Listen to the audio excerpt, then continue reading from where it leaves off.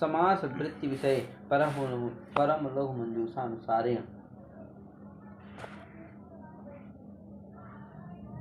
तत्र विचारः क्रियते। समास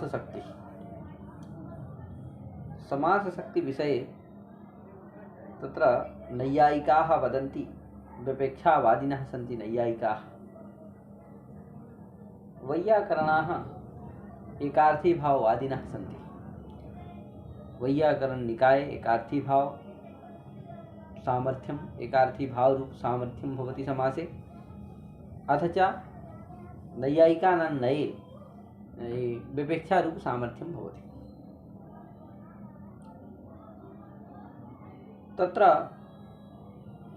एकार्थी भावः कः इत्येतत् पृथक् पृथक् अर्थोपस्थापकानां दृष्टानां पदानां समुदायशक्त्या मिलित एकार्थबोधकत्वम् एकार्थी भावत्वम् इति धिया समुदायशक्त्या एकार्थबोधकत्वमेव एकार्थी भावः। तत्रैव जः स्वार्थः अजः स्वार्थः इति विपेक्षा एकार्थी भाव इत्यनयोः नामान्तरं वर्तते। अर्थात् विपेक्षा सामर्थ्यस्य अजः स्वार्थः इति नाम वर्तते और एकार्थी भाव सामर्थ्यस्य नाम जः स्वार्थः वर्तते। वस्तुतः भिन्नं भिन्नमस्ति। एकार्थी भावेपि कुत्रचित् अवयवानां सार्थक्यं भवति, सर्वथा जः स्वार्थो न भवति। अतएव उक्तं जः स्वार्थः तु तत्रैव रूढिर्यत्र विरोधिनी। अतएव महाबाहु इत्यादौ आन्महता समानाधिकरणेन आन्महता समानाधिकरण जातीय देशीयोश्च इत्यनेन महत् शब्दे अर्थवत् परिभाषा प्रवर्तते। तर्हि महत् अर्थवत् विशिष्टस्य महतः आत्मं भवति। तर्हि महाबाहु इत्यत्र यदि समासे जः स्वार्थः वृत्तिः स्वीक्रियते तर्हि महत् शब्दस्य अर्थवत्वं न भवति, अनर्थकत्वात् तत्र आत्मं न भविष्यति। तर्हि महाबाहु महाराजः इत्यादि प्रयोगानां सिद्धिः न भवति। अतएव उक्तं जः स्वार्थः तत्रैव रूढिर्यत्र विरोधिनी। यत्र अवयवार्थ विरुद्धः सः इति तदर्थः।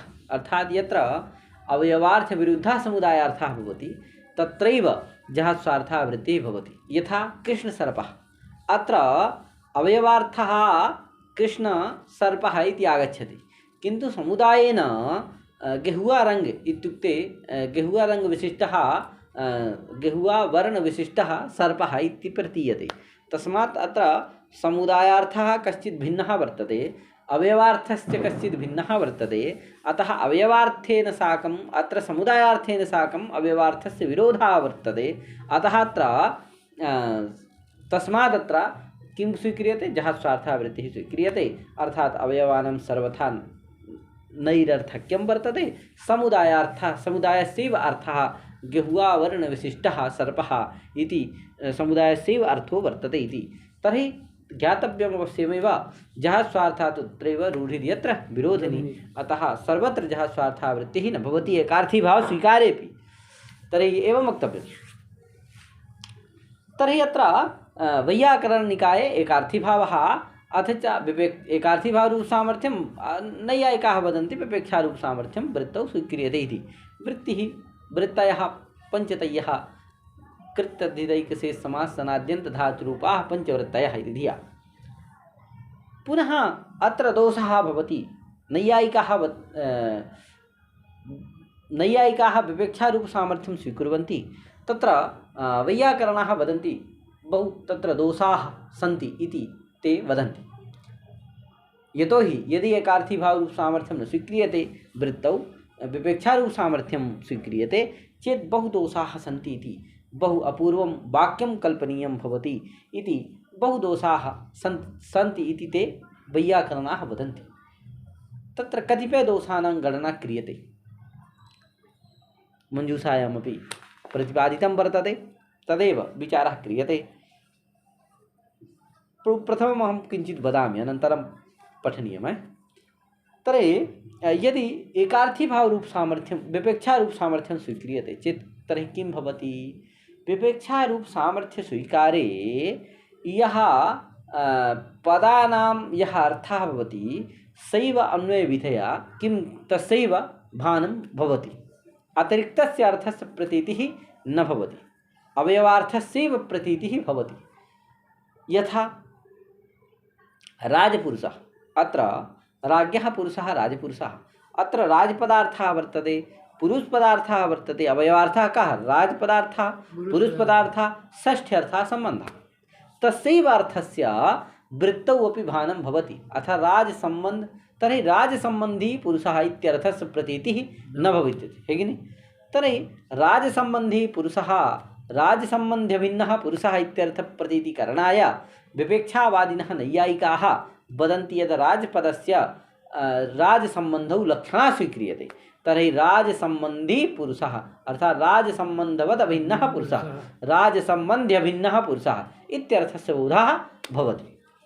किन्तु वैयाकरणाः अत्र वदन्ति तत्र लक्षणायाः आवश्यकता मुम्मते एकार्थीभावस्वीकारे सति नास्ति। यतोहि तत्र समुदायार्थः अवयवार्थातिरिक्तः कश्चित् विशिष्टार्थः स च कः इति चेत् राजसम्बन्धभिन्नः राजसम्बन्धी पुरुषः इति राजविशिष्टः पुरुषः वैशिष्ट्यञ्च स्वस्वामिभावसम्बन्धेन। तर्हि एतादृशः विशिष्टार्थः एव समुदायार्थः, सैव समुदायार्थः एकार्थीभाववृत्त्या प्रतिपाद्यते, है कि नहीं? तस्मात् एकार्थीभाव महिम्ना एव सम्बन्धिनः लाभो भवति। राजसम्बन्धी पुरुषः, राजसम्बन्धविशिष्टः पुरुषः वैशिष्ट्यञ्च स्वामिभावसम्बन्धेन इत्यादिरीत्या सम्बन्धिनः लाभो भवति। केन? एकार्थीभाव महिम्ना। तत्र लक्षणायाः आवश्यकता न भवति इति एकः। अपरञ्च तत्र द्वितीयः, यथा द्वन्द्वस्थले पश्यतु किं भवति। यथा धवखदिरौ, अत्र धवश्च खदिरश्च इति धवखदिरौ, अत्र धव समुचित धवखदिरौ इति प्रति इति एव एतादृशस्य अर्थस्य प्रतीतिः भवति, है कि नहीं? एतादृशस्य अर्थस्य प्रतीतिः भवति। यदि किन्तु एतादृशस्य अर्थस्य प्रतीतिः भवत्मते कथं भविष्यति? भवतः मते तु समुच्चयरूपार्थस्य बोधनाय चकारस्य वृत्तौ प्रयोगः नास्ति। वाक्ये तु वर्तते धवश्च खदिरश्च इत्यत्र धवश्च चकारः वर्तते, खदिरश्च इत्यत्रापि चकारः वर्तते। तर्हि तत्र चकारेण समुच्चयरूपार्थस्य बोधो भविष्यति, किन्तु वृत्तौ समुच्चयरूपार्थबोधनाय चकारप्रयोगः नास्ति। यदि समुच्चयरूपार्थस्य बोधः क्रियते तर्हि किं भविष्यति? चकारप्रयोगः प्राप्तः भवति, तस्य निषेधः करणीयः भविष्यति, है कि नहीं? तर्हि यतोहि शब्दमन्तरेण अर्थस्य प्रतीतिः न भवति, है कि नहीं? अनुविद्धमिव ज्ञानेन सर्वम् अनुविद्धमिव ज्ञानं सर्वं शब्देन भासते। तर्हि सर्वं शब्देनैव भासते। तस्मात् तत्र यदि समुच्चयरूपार्थस्य बोधः अभिप्रेतः इष्टः तर्हि तत्र चकारप्रयोगः अवश्यमेव करणीयः। तर्हि चकारप्रयोगः प्राप्तः, तन्निषेधाय किमपि वार्तिकम् अपूर्वं वचनं कल्पनीयं भविष्यति, है कि नहीं? तस्मात् यथा सुध्युपास्य इत्यत्र यणलोपः प्राप्तः तस्य निषेधः तत्र न स्यात्, तदर्थम् अपूर्वस्य वचनस्य कल्पना कृता वार्तिकारेण किं यणः प्रसिद्धो वाच्यः। तथैव अत्रापि चकारप्रयोगः प्राप्तः, तस्य निषेधकरणाय किमपि अपूर्ववचनस्य कल्पना करणीयो भविष्यति, है कि नहीं? तस्मात् दोषः, है कि नहीं? अतः इति तथैव च निष्क्रांतादिस्थले निष्क्रान्तः कौसम्याः निष्कौसम्बी, अत्रापि निष्क्रान्तरूपार्थबोधनाय, यतोहि वृत्तौ निष्क्रान्तरूपार्थबोधनाय किमपि कोऽपि तादृशं किमपि पदं नास्ति। येन पदेन निष्क्रान्तरूपार्थस्य बोधः स्यात्, है कि भवेत्, तादृशं किमपि पदं नास्ति। तर्हि तादृशपदस्य तादृशार्थस्य बोधनाय निष्क्रान्तादिपदानां प्रयोगः प्राप्तो भविष्यति, है कि नहीं? तन्न स्यात्, तदर्थं निषेधः करणीयो भविष्यति, है कि नहीं? किन्तु अस्माकं मते तु किमस्ति? एकार्थीभाव महिम्ना किं भविष्यति? निष्क्रान्तादिरूपार्थस्य बोधो भविष्यति। तथैव इवादिपदानां प्रयोगो भविष्यति। कुत्र? घन इव श्यामः, घनश्यामः, अत्र वृत्त्या घन इव श्यामरूपार्थस्य बोधो घनसदृशः श्यामः इति सादृश्यार्थस्यापि बोधो भवति। तर्हि सादृश्यार्थबोधनाय वृत्तौ इवादिशब्दानां प्रयोगो नास्ति, तर्हि कथं बोधः भवति? तर्हि तत्र यदि अर्थः तादृशस्य सादृश्यरूपार्थस्य बोधः क्रियते चेत् इवादिशब्दानां प्रयोगः प्राप्तः, तन्निषेधाय तत्रापि किमपि वचनं करणीयं भविष्यति। अस्माकं मते तु एकार्थीभाव स्वीकारे नास्ति दोषः, यतोहि तत्र एकार्थीभाव महिम्ना एव किं भविष्यति? इवार्थस्य सादृश्यस्य बोधो भविष्यति। यदा केन पदेन घनश्याम पदेन एकार्थी महिम्ना किं भविष्यति, सादृश्यार्थस्य बोधो भविष्यति। अतः तदर्थ सादृश्यार्थबोधनाय इव पदस्य प्रयोगः नैव प्राप्तो भवति, यतोहि उक्तार्थानाम् अप्रयोगः इति न्यायात्, है कि नहीं। यतोहि सादृश्यार्थः घनश्याम इति पदेनैव उक्तः जातः वर्तते, तस्मात् तादृशार्थस्य पुनः बोधनाय इव शब्दस्य प्रयोगः नैव भवति। तस्मात् एवं रीत्या अस्माकं मते दोषः नास्ति, किन्तु भवन् मते तु इवादिपदानां प्रयोगो भविष्यति, तस्मात् महत् गौरवं वर्तते, अतः दोषो वर्तते, है कि नहीं। अतः अवश्यमेव एकार्थी भावः स्वीकर्तव्यः इति आगच्छति। एवं रीत्या अथ च एकार्थी भावः स्वीक्रियते चेत् सुन्दरः राजपुरुषः ऋद्धस्य राजपुरुषः, अत्र ऋद्धस्य राजपुरुषघटक राजपदार्थे अन्वयो न भवति। यतोहि यदि एकार्थी भावः स्वीक्रियते चेत् राजपुरुषः अत्र राजविशिष्टः पुरुषः इति पुरुषपदार्थः एव पदार्थः वर्तते, है कि नहीं। राजविशिष्टः पुरुषः एव पदार्थः वर्तते। तत्र यः विशेषणीभूतः राजपदार्थः सा पदार्थैकदेशः वर्तते। यतोहि पदार्थत्वं नाम पदजन्यप्रतीति विशेष्यत्वं पदार्थत्वम् इति। तर्हि पदजन्यप्रतीति विशेष्यता पुरुषपदार्थे एव वर्तते, राजविशिष्टपुरुषे एव वर्तते, तस्मात् राजविशिष्टः पुरुषः एव पदार्थः वर्तते, न तु तत्र राजपदार्थ राज तु पदार्थैकदेशः वर्तते।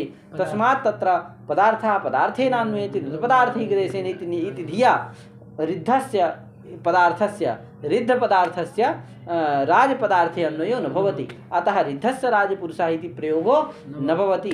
तस्मात् एकार्थी भाव स्वीकारे अनायासेनैव अस्य वारणं भवति, अस्य एतादृशः प्रयोगः न भवति। किन्तु भवन्मते यदि विपेक्षारूप सामर्थ्यं स्वीक्रियते चेत् राजपि पदार्थो भवति, पुरुषपि पदार्थो भविष्यति। तस्मात् ऋद्धस्य राजपदार्थे अन्वयः प्राप्तः अवश्यमेव भविष्यति। तद्वारणाय अपूर्ववचनस्य कल्पना करणीयं भवति। अपूर्ववचनं किं? वृत्तस्य विशेषणयोगो न सविशेषणानां वृत्तिर्न, अतः सविशेषणानां वृत्तिर्न वृत्तस्य विशेषणयोगो न, अतः एतादृशस्य वचनस्य कल्पना करणीया भवति, है कि नहीं। तर्हि एतादृशवचनकल्पने वृत्तस्य सविशेषणानां वृत्तिर्न, यदि तत्र ऋद्धस्य पुरुषपदार्थे विशेषणं स्वीक्रियते तर्हि सविशेषणं किं भविष्यति? राज। विशेषण विशिष्टः का भविष्यति? विशेषणेन सहितः सविशेषण, है कि नहीं। तो विशेषण विशिष्टः का भविष्यति? राज। अतः तस्य वृत्ति न भविष्यति। वृत्तस्य विशेषणयोगो न, यदि राजपुरुष इत्यत्र वृत्तं जातम् अस्ति, अतः पुनः तत्र राजपदार्थे किं भविष्यति? राजपदार्थस्य विशेषणेन सह योगो अन्वयो सम्बन्धो न भवति। तर्हि ऋद्धस्य इत्यनेन सह अन्वयो न भवति। अतः अनेन वचनेन वारणं करणीयं भवति। किन्तु अस्माकं मते एकार्थी भाव स्वीकारे सति स्वतः एव पदार्थः पदार्थेनान्वयति न पदार्थैकदेशेन इति न्यायेनैव वारणं भविष्यति। अतः तस्मात् अवश्यमेव एकार्थी भावः स्वीकर्तव्यः, न तु विपेक्षारूप सामर्थ्यं स्वीकर्तव्यं वृत्तौ इति आशयो वर्तते। अथ च पंकज समासे खलु भिन्नैव शक्तिः पंकज शब्दवत्, है कि नहीं। समासे खलु भिन्नैव शक्तिः पंकज शब्दवत् इति धिया यथा पंकज शब्दे अवयवार्थः कश्चित् विशिष्ट भिन्नः, समुदायार्थस्य कश्चित् भिन्नः, अवयवार्थेन कश्चित् भिन्नः भिन्नः अर्थः प्रतीयते, समुदायेन एकस्यैव अर्थस्य पद्मरूपार्थस्य प्रतीतिः भवति। अवयवार्थः कः? तर्हि पंके जातः इति पंकजः पंकाधिकरणजनिकर्तृत्वरूपार्थस्य प्रतीतिः भवति। तर्हि पंकाधिकरणजनिकर्तृत्वं तु शैवालादौ वर्तते, है कि नहीं। पंके ये सन्ति उत्पन्नाः भवन्ति ते समेपि पंकजाः भवन्ति, किन्तु पंकज शब्देन जनानां बोधः पद्मरूप पंकज शब्देन जनानां कस्य अर्थस्य बोधो भवति? पद्मरूपार्थस्य बोधो भवति। तस्मात् तत्र समुदायार्थः भिन्नः, अवयवार्थश्च भिन्नः। तर्हि तत्र अतः तत्र यथा अवयवार्थान्वित समुदायार्थस्य बोधः स्वीक्रियते तथैव समासवृत्तौ अपि किं स्वीकर्तव्यं? भिन्ना एव अवयवार्थातिरिक्ता कश्चित् विलक्षणा भिन्ना शक्तिः स्वीक्रियतां, सा च शक्तिः एकार्थी भावरूपा। अतः अवश्यमेव समासे एकार्थी भावरूपा वृत्तिः स्वीक्रियतामिति, एकार्थी भावरूपं सामर्थ्यं वृत्तौ स्वीक्रियतामिति आगच्छति। अतः समासे खलु भिन्नैव शक्तिः पंकज शब्दवत्। समासे भिन्ना एव शक्ति अवयवार्थातिरिक्ता एव शक्ति वर्तते पंकज शब्दवत्। यथा पंकज शब्दे अवयवार्थातिरिक्ता भिन्ना शक्ति वर्तते तेनैव तया एव शक्त्या पद्मरूपार्थस्य बोधो भवति। तथैव समासेपि अवयवार्थान्वित यत्र अवयवार्थस्य समुदायार्थे अन्वयः भवति तत्र अवयवार्थान्वित समुदायार्थस्य शक्तिः समुदायार्थे निरूपिता शक्तिः स्वीक्रियताम्। यत्र अवयवार्थः भिन्नः भवति समुदायार्थस्य भिन्नः भवति समुदायार्थेन साकम् अवयवार्थस्य अन्वयो न भवितुमर्हति तत्र कश्चित् अवयवार्थविलक्षणा शक्तिः स्वीक्रियताम् इति आगच्छति।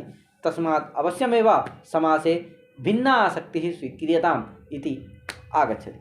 तस्मात् अतः एतादृशम् एवमेव सर्वमत्र विचारो वर्तते एतादृशः विचारः अत्र वर्तते इति अग्रे पुनः वदिष्यामि। एवम् उक्त्वा विरमामि। हरे ओम्।